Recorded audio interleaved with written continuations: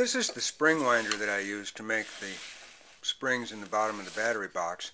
It's a block of wood with a whole board in it. This is a piece of 1/4-inch aluminum rod with a slot cut in the end with a hacksaw. I made a spring to push it back out, just a block of wood to become a handle. And where this exits the holder is a nail that's going to hold the spring wire tight to the side of the rod while it's winding. And the wire that I use is 0.023 inch wire off of my MIG welder. I got it from the welding supply house for 13 bucks for a spool of 2 pounds. So I thought I could make quite a few springs out of that.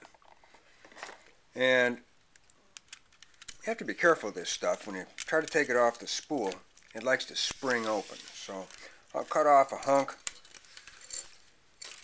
and then I have to tie it back down.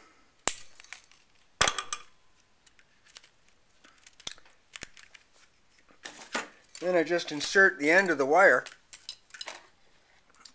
into the slot in the rod, get it caught on the head of the nail here, and then as I wind,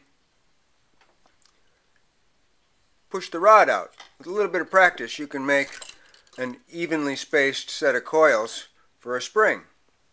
And I use a pair of pliers to bend that across the middle of the spring, bend it out the end, and that goes in the bottom of the battery box so that my batteries are spring loaded like your normal battery holder.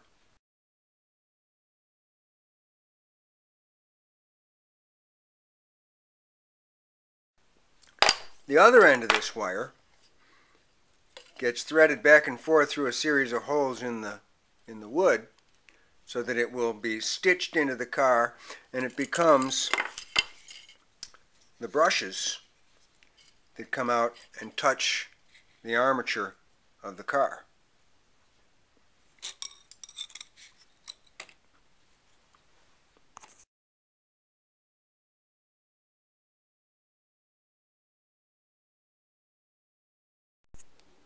The battery box is a block of wood that's 3/4 inch by 3/4 inch by 3 inches long, and it's got a hole drilled in the far end of it so that this spring wire can come all the way through.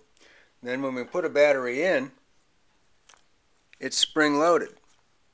If you stretch out the wire a little bit,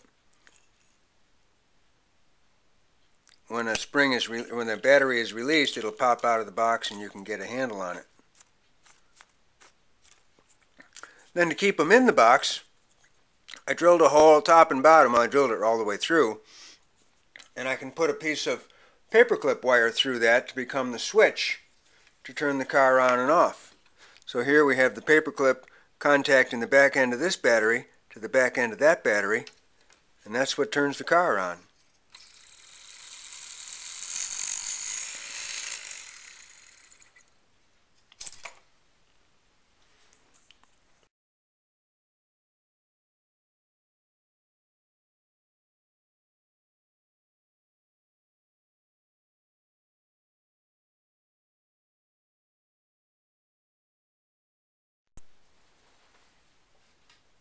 Put the wire in the slot in the rod, catch it on the head of the nail, turn the crank,